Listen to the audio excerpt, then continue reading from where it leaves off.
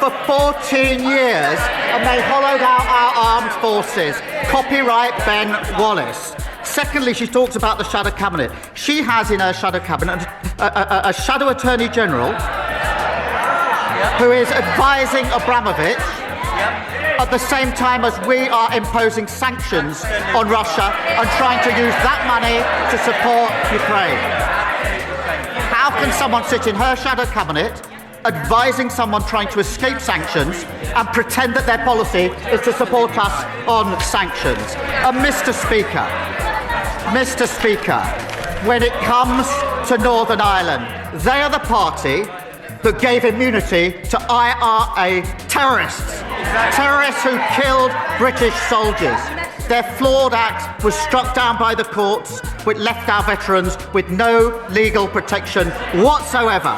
We're introducing a fair and transparent process with a package of rights and protections for our veterans. And, Mr. Speaker, there is no equivalence between our armed forces who fought bravely in Northern Ireland and terrorist groups. And if the Leader of the Opposition wants to go back, if her position is, to their old flawed legislation and give immunity to the IRA, she should stand up now and say so.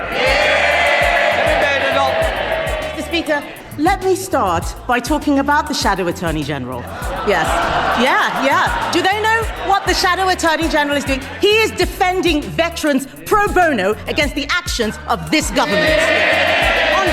On this side of the House, Mr. Speaker, we will defend those who defended us.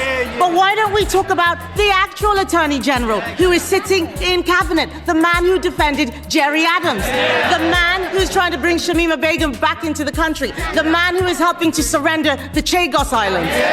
I will take our Shadow Attorney General every day of the week against his Attorney General.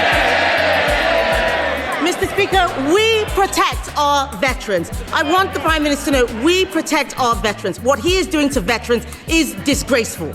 But this is serious, Mr. Speaker. I don't want the House to be under any illusions. I do not want the House to be under any illusions.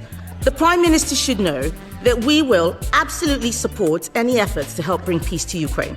We will work with him to ensure NATO remains the bedrock of our security.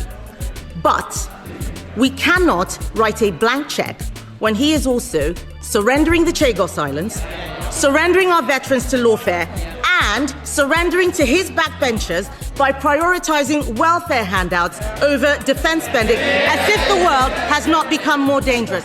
So, Mr. Speaker, isn't it time the Prime Minister changed course and for once put the British national interest first?